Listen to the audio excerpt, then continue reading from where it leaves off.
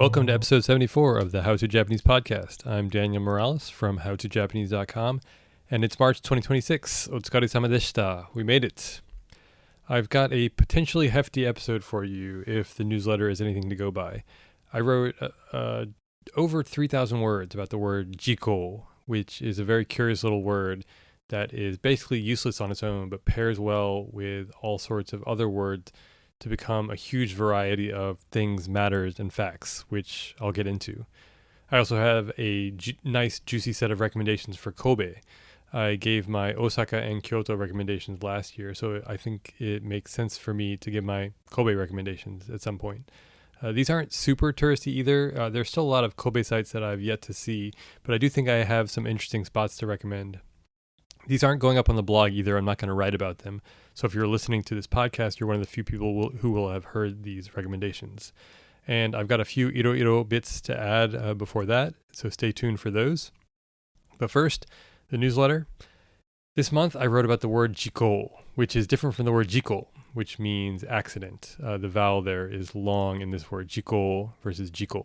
Jiko being accident, and jiko, as I mentioned above, is a word that gets translated as matter, items, or facts, but doesn't really mean any of those words. We have separate Japanese words for all of those. So for matter, as in kind of physical matter, we say bushitsu. For items, as in items for sale, we might say something like shinamono.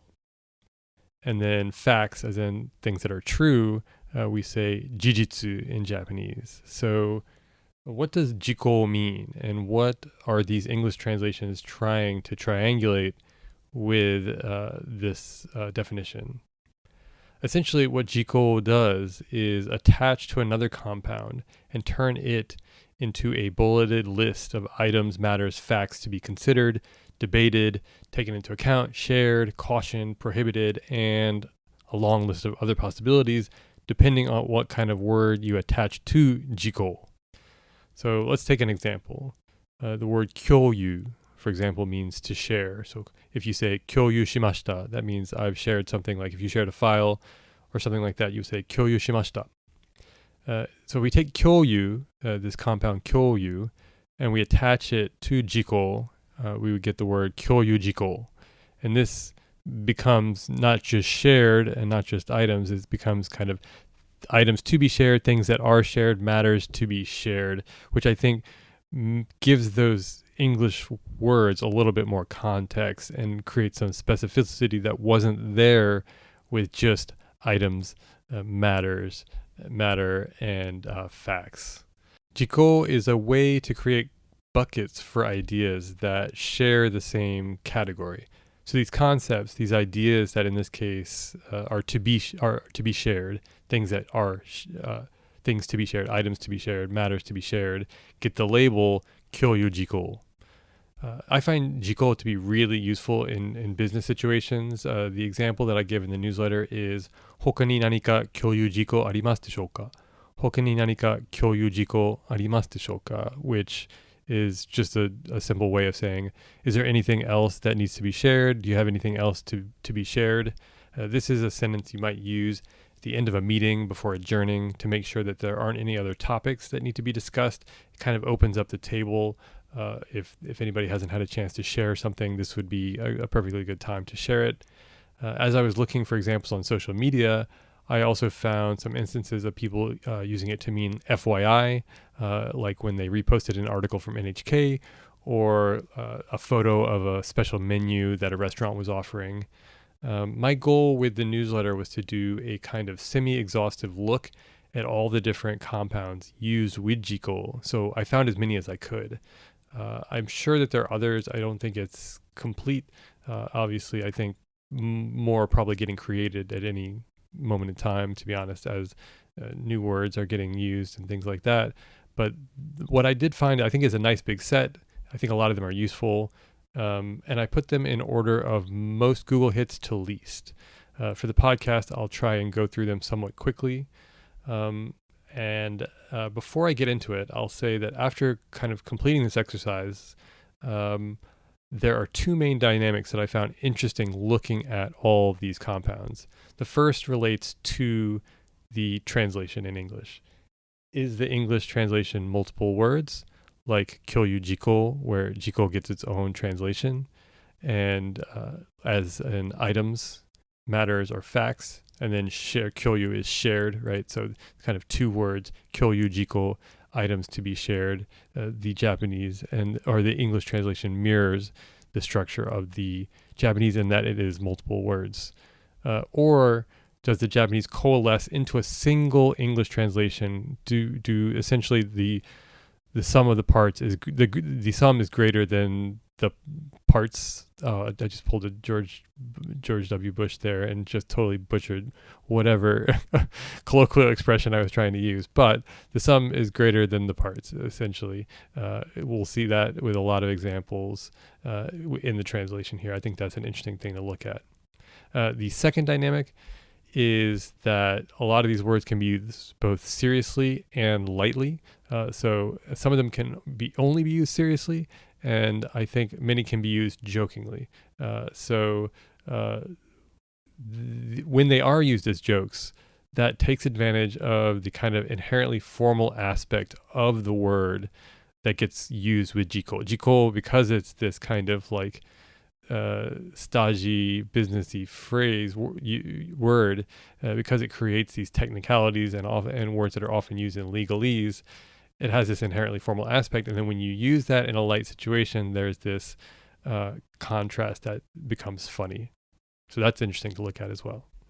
The other thing I'll add at the top is that none of the words that I expected to see at the top of the list were there. All the ones that I use on a kind of regular basis in kind of a Japanese business environment were towards the bottom. And I think we'll see that that's often because some of the very businessy words get used in legal text and kind of like FYI text that is ubiquitous. It's everywhere. Every website has these. Every service that's offered by a business will have this, and it kind of overwhelms the numbers. So I'll just start.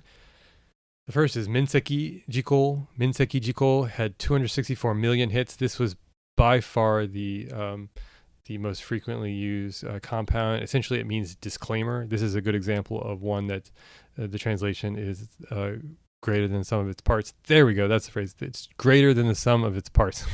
That's what I was stumbling over earlier. So disclaimer is something that gets used in all sorts of documents you can imagine. And I think it's interesting to look at the Japanese because minseki literally means exemption from responsibility. And so if you do a really awful translation, it would be items that are exempt from responsibility. Put it all together, you get disclaimer. And so, as I mentioned, nearly every service on the internet has some sort of disclaimer that they're putting out there. You see this by far the most frequently used compound. Very interesting to see that at the top. And while we're looking at minseki, we can also remember minze. That's a nice way to remember it. Minze being tax exemption, and nice little phrase there. The second most frequent one was chui jiko. Chui jiko. This is very similar to minseki jiko in that you see it everywhere. It's a disclaimer of sorts, but rather than a legal disclaimer, it's kind of a list of items. Those are a list of items that the service provider is exempting themselves from. Chui jiko is usually a set of specific actions that users are advised or warned to take. And I found a nice little article that breaks down the difference between the two, which you can take a look at. The next one was Hitsuyo Jiko with 23.7 million hits. There's a giant drop off there. You can see Minseki Jiko, 264 million hits. Chui Jiko with 194 million hits. And then it drops precipitously to Hitsuyo Jiko, which is 23.7 million hits. So you can see immediately the legalese is kind of dropped, and we get to something a little bit more natural. So Hitsuyo Jiko didn't really feel completely natural to me. I never really used it, but it makes sense. And I found a good example of a website, a salon, actually saying uh, that somebody was looking for. Actually, no. This is a social media post where somebody was looking for the bare necessities at a salon with no extra conversation, and they said hitsuyo jiko, and so that was just the bare necessities. That's interesting. Next is juyo jiko. This is 16.4 million hits. This compound seems to have several uses. It's often used to refer to like the legalese behind contests or things like that, where you can win something. But it can also be more literally just kind of like important things. People seem to add it in parentheses on social media posts to mark an important point. I found one example of a social media post where a guy who was kind of like out in the cold and then was going to a temple, and the temple had heating, and in parentheses he marks that as a juyojiko, that the fact that this temple has heating. Next is tokki jiko. Tokki jiko. This is mostly related to a space on Japanese resumes that is used to write items warranting special mention. So the toku in tokki is tokubetsu, the same as tokubetsu, so special, and ki is in kisai, so written, so specially written, so items warranting special mention or something like that. It does seem like this resume item is a source of stress for Japanese job seekers. You need to fill it with something, but what that should be and how you should approach it, it seems to be pretty varied. And so there's a lot of articles you can find about how to approach what to put in that space. Some of the information that's often included is like when you're available to start, when you plan to move, and other details like that. I have a link to an article about what to write and how, when to leave it blank, and things like that. So it does also seem to get used on social media as a way to add on additional thoughts or notes or something in parentheses, like we saw with Juyojiko. Next, at 14 million hits, is Kinshijiko. Kinshijiko. Kinshi is, I think, a word that's probably familiar to a lot of students, which just means prohibited. So this is another kind of sometimes legalese term. For example, the Japan Airlines website has a list of kinshijiko that specifies things prohibited during a flight.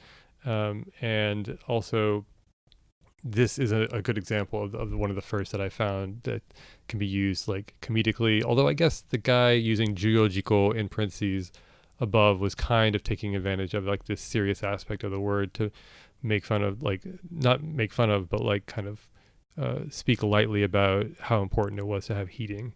There's probably a more casual way to say that, but by saying it in this kind of formal way, it's funny.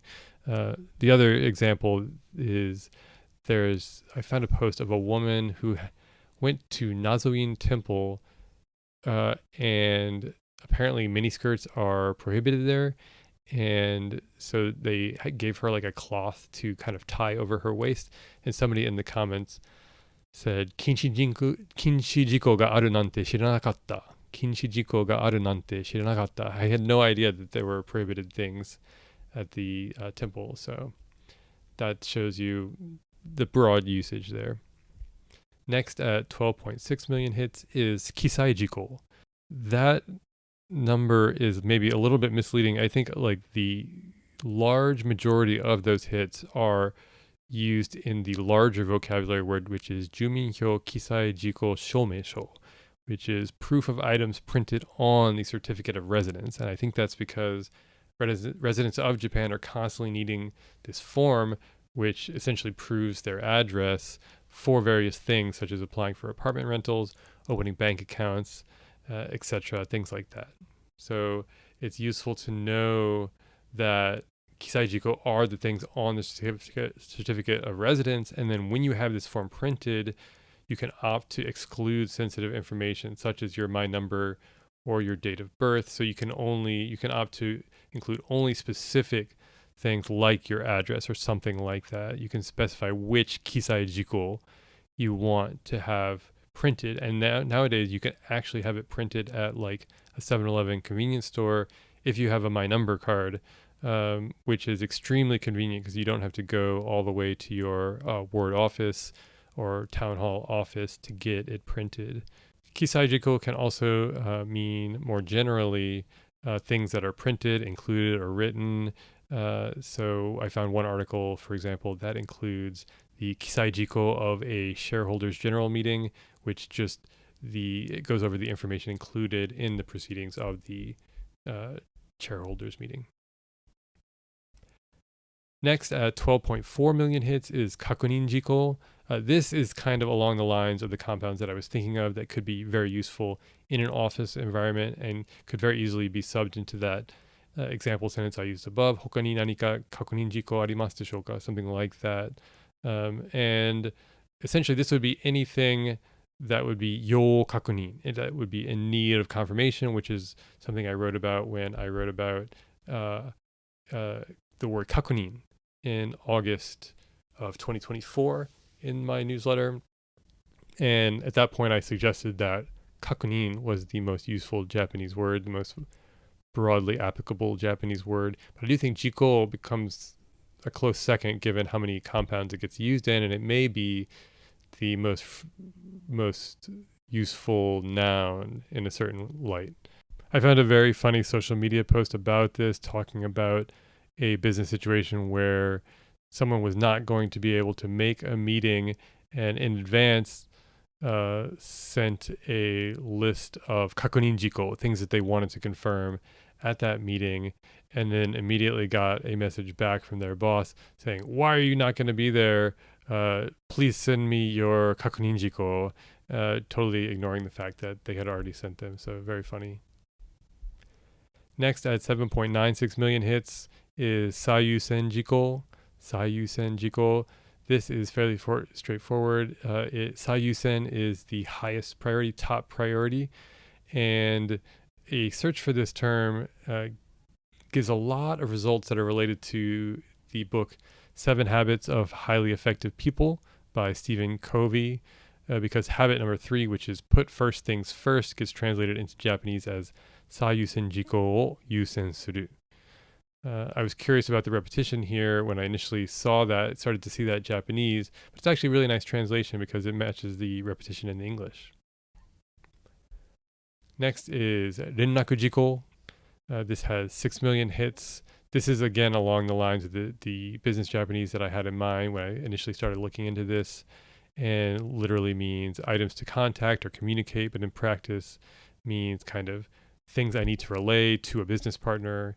If you use Japanese in a business environment, please do take a look at the link that I found for this one. I found a really great website that breaks down this word, how to use it, includes a ton of example sentences.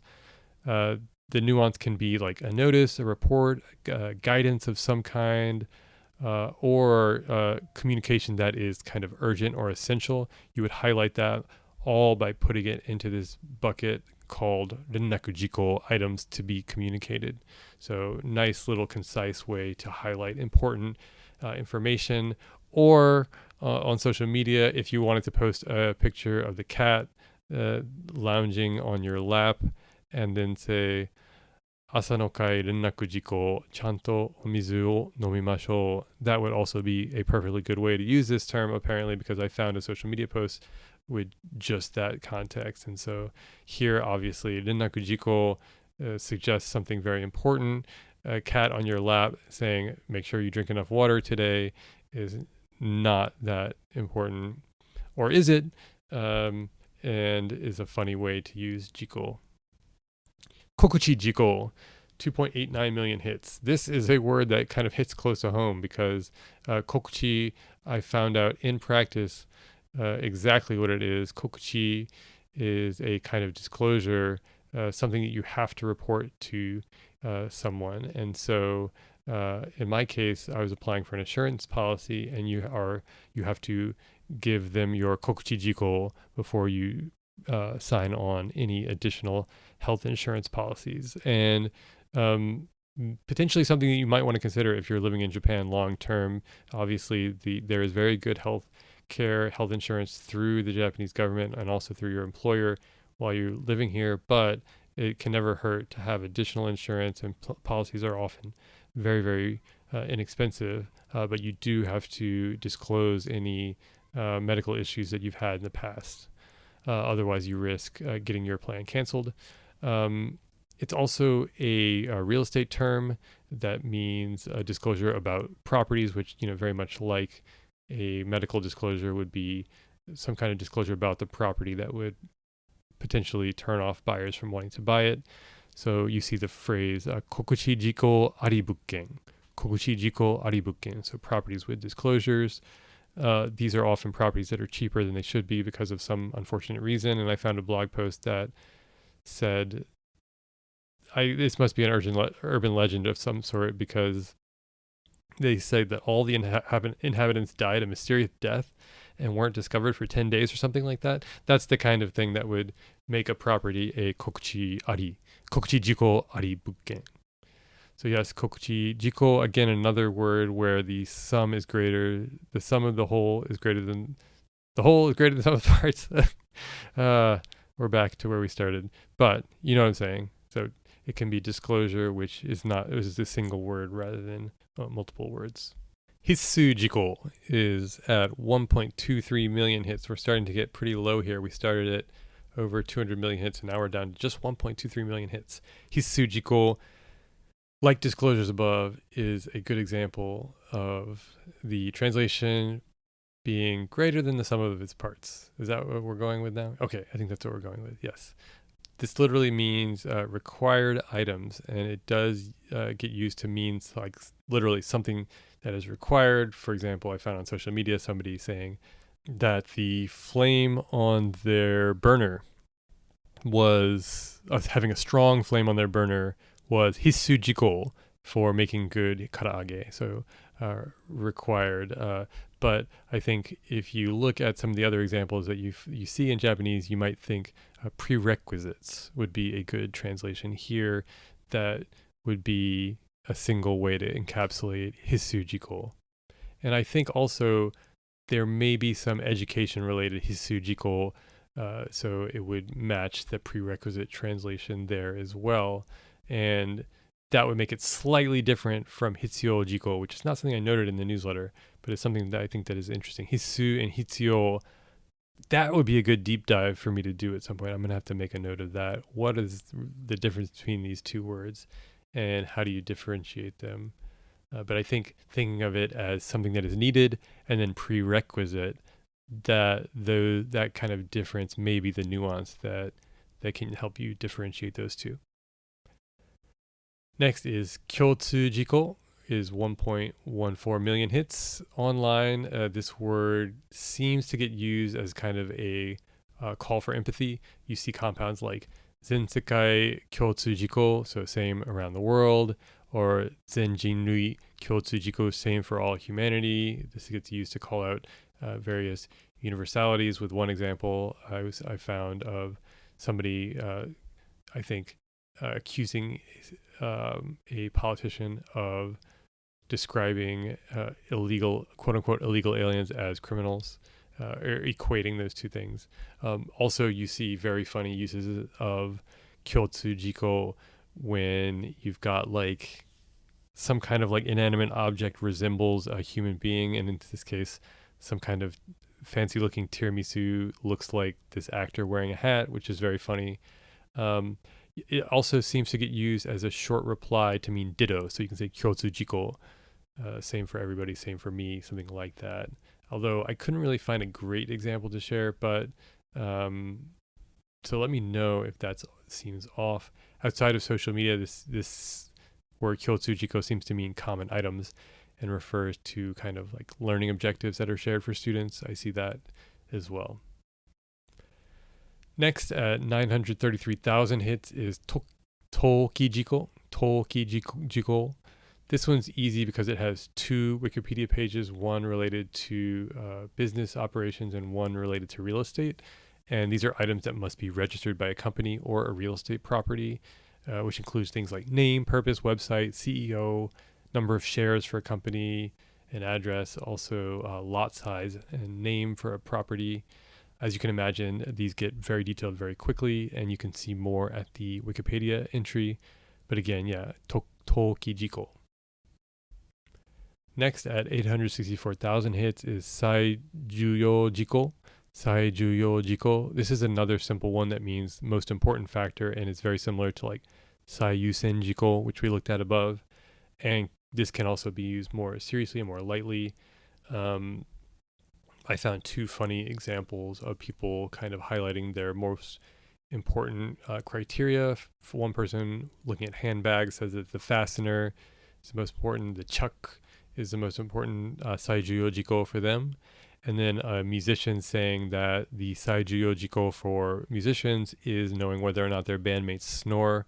This overlaps with Saiyusen Jiko a little bit, although the nuance there is priority, here is kind of like just importance. Next at 604,000 hits is Kenen Jiko. Kenen Jiko. This feels like a super useful business phrase. It essentially means concerns and can be used to identify issues that could potentially cause problems for a business moving forward. I found an article that has a great breakdown and provides a comparison with Kenan Jiko. So Kenen Jiko and Kenan Jiko. A little bit tough to those pronunciations are to Kenan Jiko. That's tough. And the article though does a great job of breaking it down. The Kenen Jiko would be something that could cause potential problems at work. Again, a good way to kind of, if you're in a meeting and you to highlight, you wanted to specify, you wanted to focus on specific things, right? Like, so with Kyoyu Jiko, you're focusing on things that need to be shared, things that need to be communicated to the whole team. Kenen Jiko, you're focusing on things that could potentially like torpedo the project or something like that.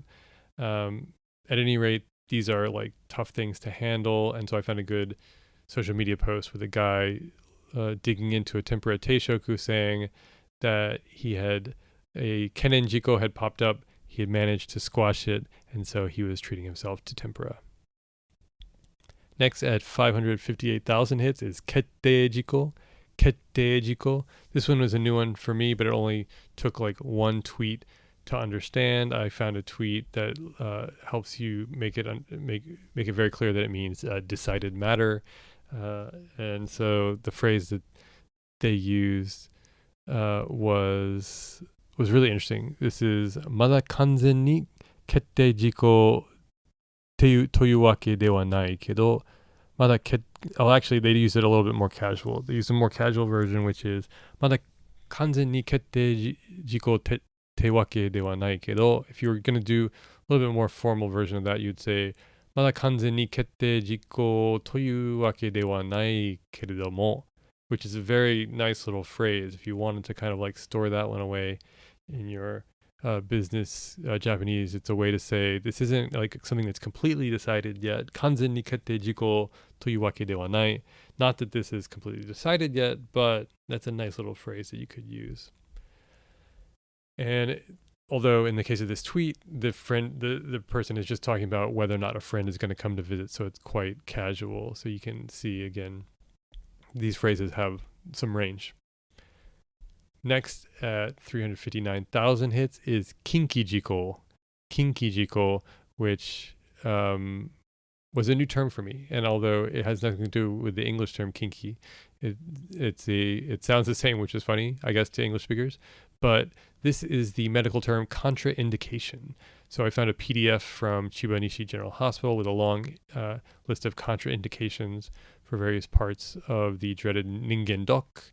Ningen dok being the kind of like very intense physical that people over the age of, I believe, 45 have to take here in Japan. But contraindication being that you would not be able to take a certain medicine or a certain test if you had some sort of underlying issue. I've also found a spa that has contraindications for their facials, and they use the term contraindication, which is very weird because I think it's a little bit out of place in that kind of context. It seems more like a medical word. The word kinky on its own, funnily enough, can mean a taboo, but I don't think that meaning is involved here when you add jiko, from what I can tell.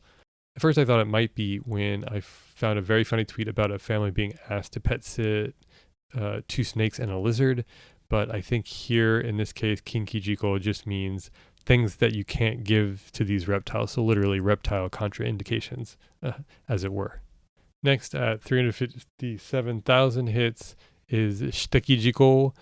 Weblio has a very concise definition for this word and also many other words, which I'd encourage you to seek out if you need further guidance. I've avoided linking them because it's kind of more fun to find these in context rather than just kind of give you the straight up definition.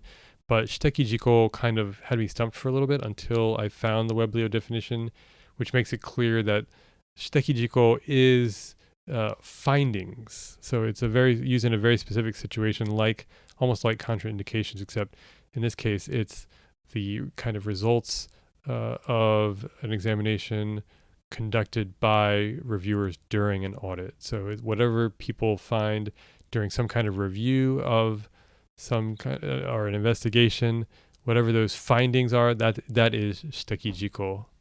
It does look like it can be kind of used a little bit more casually, not in an audit or something like that, but also in like kind of a work situation where the tantosha of a project or something finds a shitekijiko with someone's contribution, but it's almost always the case of something being reviewed by someone else, and whatever that reviewer finds is a shitekijiko. That's something that they are specifying that needs to go in and be fixed then or addressed. Next, at 307,000 hits is kenanjiko, as we talked about above. I found a nice article looking at a breakdown between the difference between kenen and kenanjiko. And kenanjiko means unresolved issue. This feels like an extremely useful business phrase that you can use to identify specific issues with a project that need to be addressed. I guess with kenanjiko, it's more like things that could potentially become an issue. Kenanjiko are things that are an issue that need to be resolved. And then you often see people on social media celebrating, actually, just like we saw with kenanjiko, where somebody was celebrating having fixed something. Here, in this case, I also found a number of spots where somebody had closed one of these or resolved one, and then we're celebrating. Next, at 215,000 hits is goijiko. Goijiko. This is another relatively straightforward compound that means kind of like an understanding between two groups. I found a couple different examples of kind of either business connections or political connections where it just means understanding. An important phrase to keep in mind is a memorandum of understanding, MOU, which is a document that usually lists up the goijiko that results from a meeting, and it looks like in Japanese that MOU is translated as Kihon Goisho. And I thought at first that it was a quite formal phrase, but I did find a good example of an article using it a little bit more casually. So, for example, goijiko between a couple that they need to have before they decide to have kids. That's an interesting things that they need to agree upon there. Next, at 129,000 hits is kaisei jiko. This is a relatively straightforward term for laws, regulations, or agreements that have been revised. And I found a really interesting one that was talking about the way that Nihonshu has to be labeled. And so changes in the law there due to issues of organic ingredients. Take a look at some of the links that I found. It'd be interesting to hear an expert comment on like what exactly is going on here, but it seemed to be, from the best I could tell, something relating to like manufacturing dates or the awards that have been won, and then the definition of some very, very Nihonshu specific terms.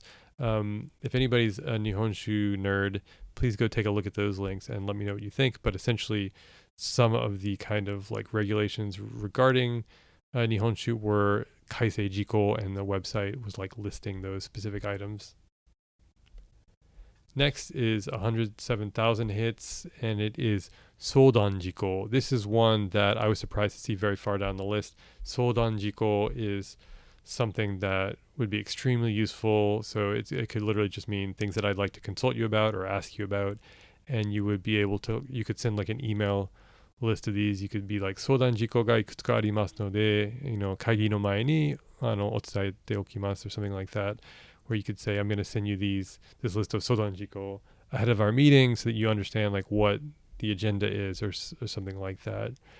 And again, I found a very funny social media post where somebody's boss had asked a worker if they had any 相談事項, and the person contemplates telling them, I'd like to take time off to go see the Gegege no Kitaro movie, which would be a very funny way to use the time with your boss. But you don't have to tell them, just say, I want to take a day off.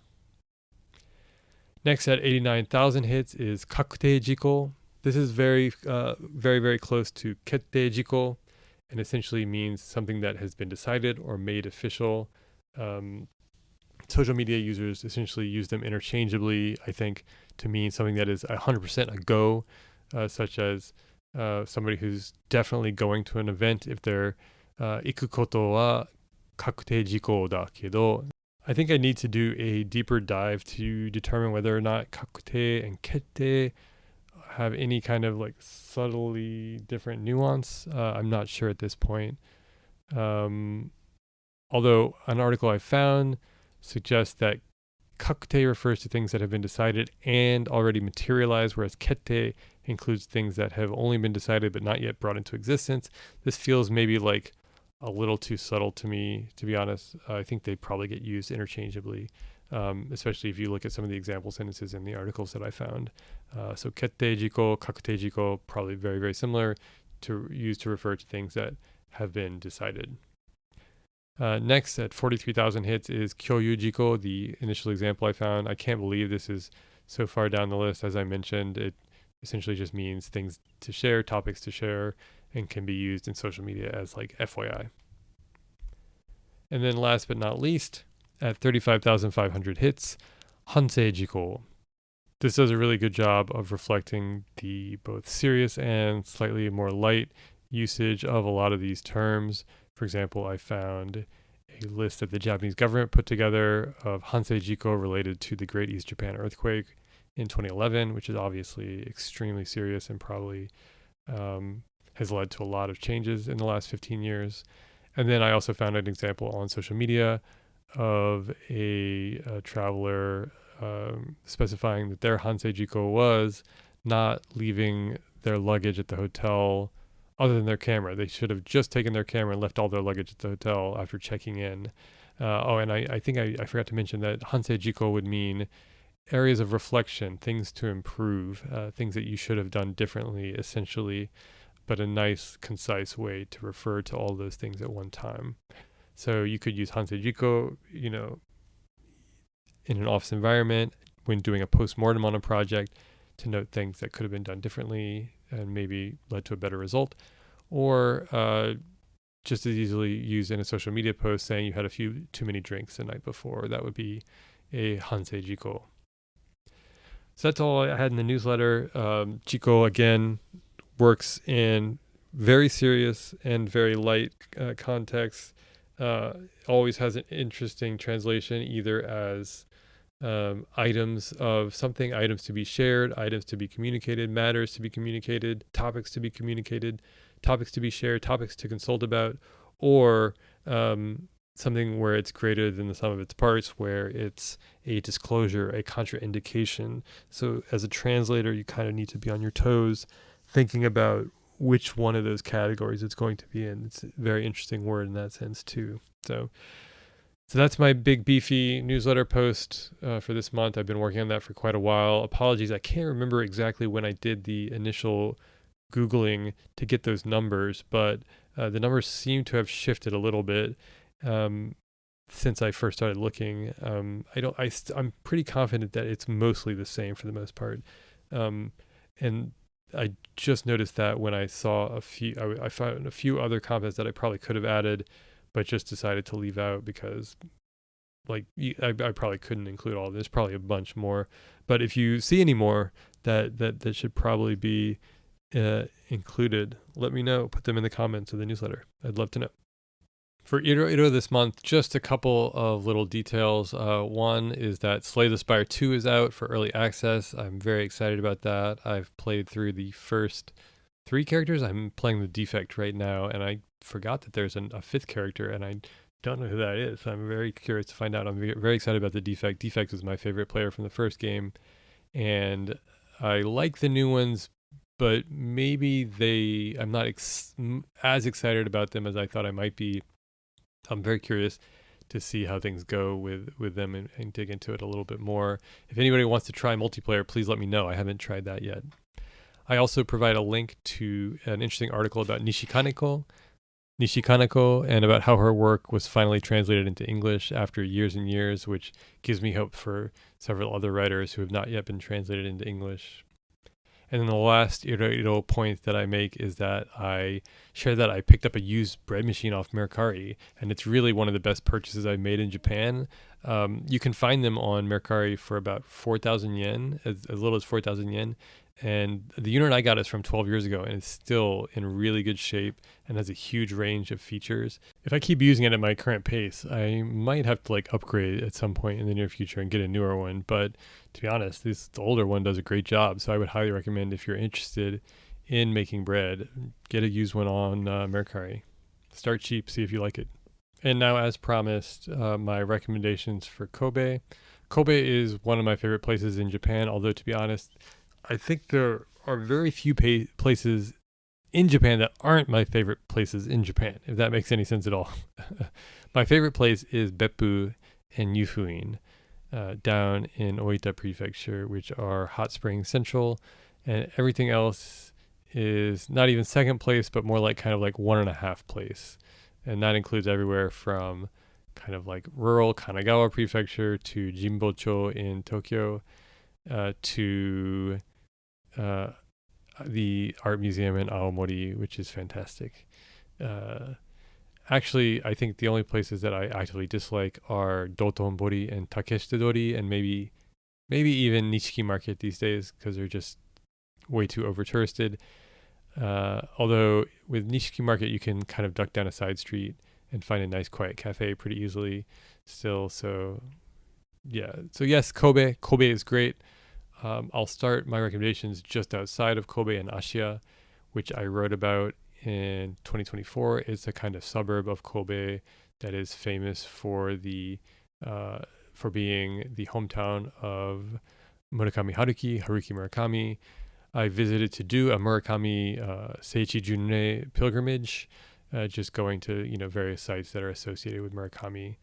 I mentioned the Patissier Henri Charpentier and the Tanizaki Memorial Museum in that newsletter from June 2024, and on the podcast episode.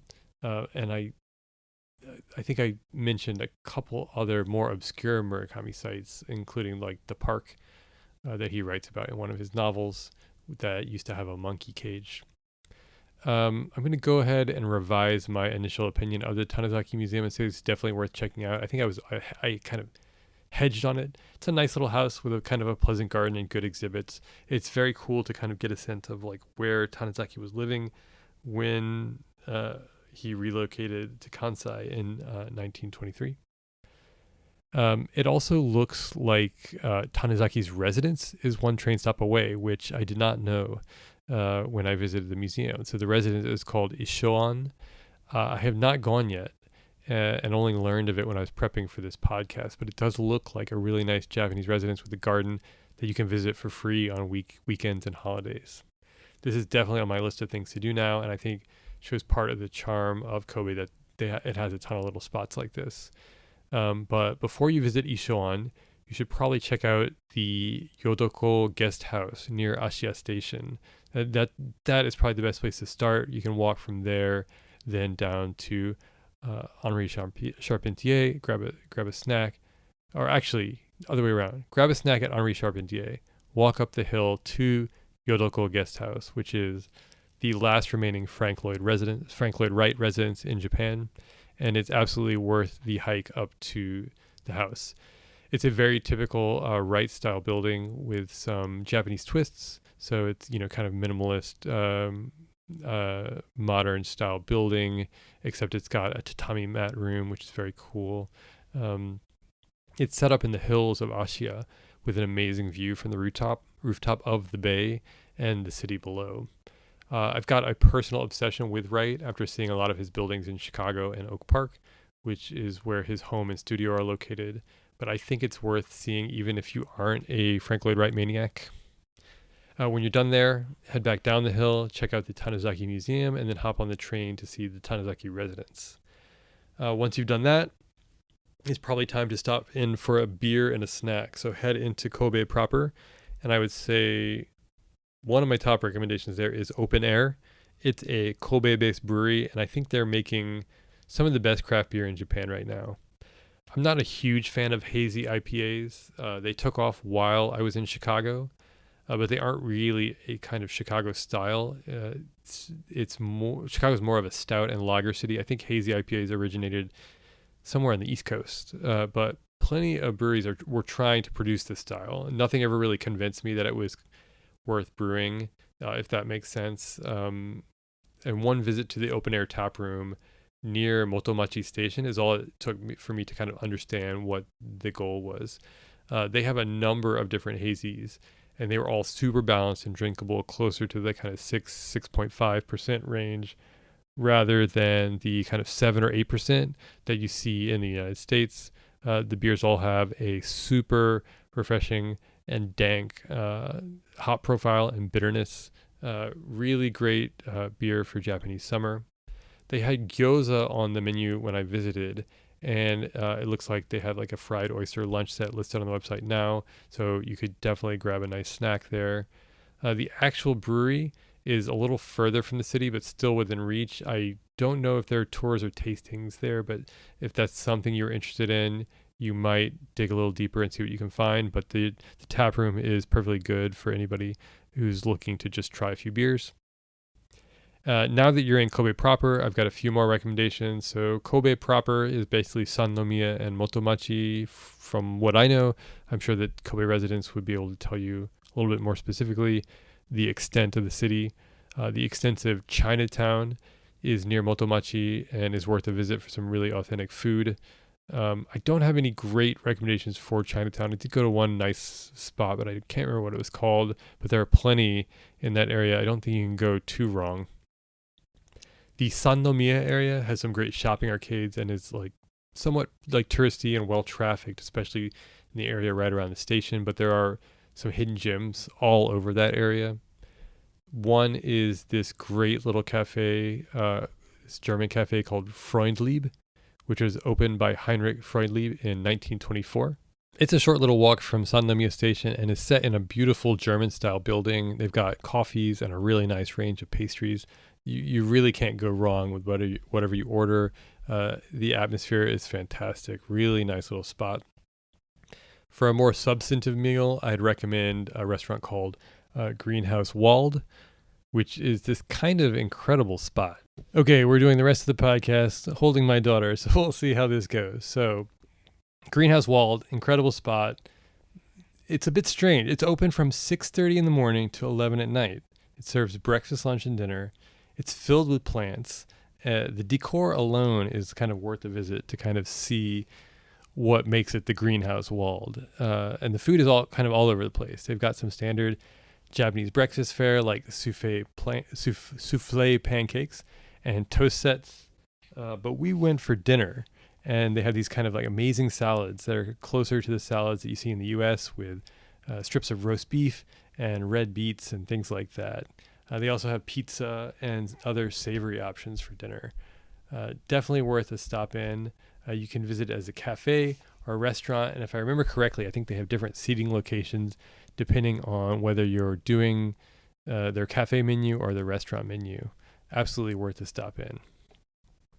And then if you need a nightcap, there are a couple other solid options not far from Sannomiya Station. The first is the Kazan Room, which is a fun little tiki speakeasy near Sannomiya Station.